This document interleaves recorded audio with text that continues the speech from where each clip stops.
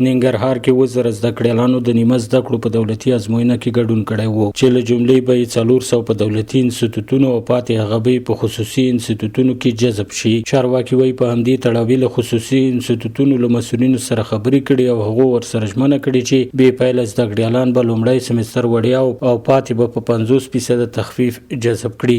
د عامه روغتیا وزارت څخه راغلي پلاوي مشر په یو خبري ناسته کې خصوصي انسټیټوټونه په معیار برابر او د دولتي انسټیټوټ برابر وبلل. ستونزې نشته، کیفیت یې تر ډېره حده پورې ده او دا موږ ډاډ ورکوو چې ستاسو دغه تحصیلي نیم عالي تحصیلات به موږ په لوړو تحصیلاتو بدلوو. په څو څانګو کې له عالي تحصیلاتو وزارت سره په تفاهم باندې دا موږ ژمنتیا ده او قول مو ورسره کړی ده، وعده مې ورسره کړې ده. ځینې معیارونه چې موږ ټاکلي دي چې هغو معیارو ته ورسېږي. په دغو ولایاتو کې په تقریبا اکثره انسټیټوټونه هغه معیار ته رسېدلي دي، خو په مجموع کې ټول انسټیټوټونه تقریبا په ډېره غټه فیصدي باندې معیاري دي او موږ ملت ته اطمینان ورکوو چې ستاسې ستونزې به دغه محصلین حلوي. په ننګرهار کې د یو شمېر زده کړیالانو د معیار په اړه شکایتونه، اندېښنې او د ولسوالیو په کچه د انسټیټوټونو د جوازونو د نشتون ستونزه مو په همدې ناسته کې د عامې روغتیا له رئیس سره شریکې کړې او له هغه مو په دې اړه وضاحت وغوښت. هغه که څه هم د شته ستونزو په اړه واضح څه ونه ویل، خو دا یې ومنله چې په ولسوالیو کې فعال خصوصي انسټیټوټونه 80% ستونزې لري او د عامې روغتیا وزارت په لارښوونه یې دلته په ښار ولسوالیو کې یو ارزونه کړې او پایلې یې له وزارت سره شریکې کړې دي. په دغه بررسي چې د کوم هدفو لپاره موږ ټاکلې وه هغه خپله د کرکوري او همدارنګې د جوازونو د کتلو لپاره وه. نو تر ډېره حده چې موږ وکتل مشکلات وه 80% تقریبا نه کم 80 یا 50% مشکلات لرو ده. دغه مشکلات موږ ټول گزارش کړي دي او وزارت سره شریک کړي دي. کوشش کوو دغه مشکلات حل شي. که چیرې دغه مشکلات نه حل کړل نو موږ بیا د وزارت د مقام د هدایت مطابق همسې عمل کوو.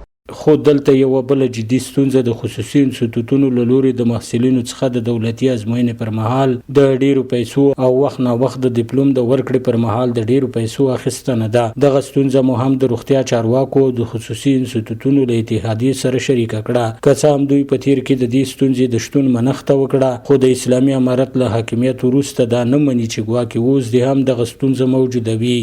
دغه پیسو مثلا دقیق خو نشم ویلی چې څومره مصرف راځي، خو فکر کوم د 500 شاوخوا شاید 1000 شاوخوا داسې یو لګښت په دې محصلینو باندې راشي. د امتحان موضوع وي، د هغوی د ځای موضوع وي.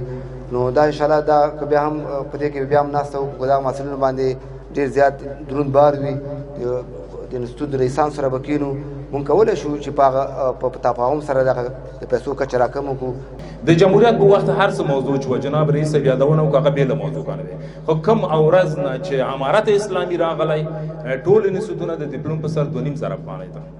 په ټوله کې بیا دلته په ننګرهار کې په نیمه زده کړو بوخت محصلین او ځایي اوسیدونکي بیا له مسؤلینو غواړي چې په ولسوالیو کې د انسټیټوټونو اسناد او معیار وګوري. هغه چې معیار یې پوره دی د فعالیت اجازه دې ورکړي او چې نوي دروازې دې ور وتړي تر څو محصلین زیان ونه ویني. سید امیر ریاست نه غوښتنه دا ده چې باید داسې انسټیټوټونه دوی مخه ونیسي. دوی هم خپل بررسي ټیم لري، باید په هر ولسوالۍ کې دوی ورشي، دوی بررسي کوي. د هغې نه وروسته دوی هغه اسناد باید که چېرته ونه لري نو باید ویې معلوم برخلیک سره مخامخ وي. نو که چېرته دغو ته زمینه برابره کړي د وزارت صحت عامې د خوا نه او دوی ته اسناد ورکول شي په بند کې، ځکه چې انده کې دوی دپاره بیا دولتي اسناد نه وي نو دوی د وظیفې دپاره مشکل دی، وظیفه نشي کولی چې والي. د ولسوالیو په کچه د انسټیټوټونو د ستونزو په تړاو د روغتیا د دې چارواکو د دغه کانفرانس وړاندې مو د خوږیاڼو ولسوالیو له مسؤلینو په دې ولسوالۍ کې د شته انسټیټوټونو د فعالیت د جواز په اړه هم وپوښتل. هغوی هم ومنله چې په ولسوالیو کې دغه ستونزه شته. امام غزالي په نوم انسټیټوټ چې کله کار باندې شروع وکړله نو موږ د فعالیت اجازه ورنه کړله. وجه دا وه چې هغه اسنادو کې مشکلات وو، ته مراحل د اسنادو نه وي شوي، اسناد شفاف نه وو، تر وزارت کار نه و خلاصوی، نو موږ اجازه ورنه کړله.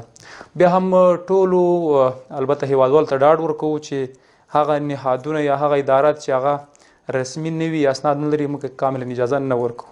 د یادونې ده چې د خصوصي انسټیټوټونو د بیلابیلو ستونزو په تړاو د دې کانفرانس یوه اونۍ وړاندې موږ ته د رسیدلو شکایتونو او اندېښنو د وضاحت لپاره مو ډیره هڅه وکړه او د خصوصي انسټیټوټونو د اتحادیې د مسؤلینو ترڅنګ مو د عامې روغتیا ریاست او د ننګرهار د روغتیايي علومو د انسټیټوټ له مشرتابه سره هم اړیکه وکړه او تر کاري خونو یې ورغلو، خو هیڅوک دې ته حاضر نه شو چې موږ سره د خلکو د شریکو کړو اندېښنو په تړاو خبرې وکړي. سباون ساحل، وحدت نیوز، ننګرهار.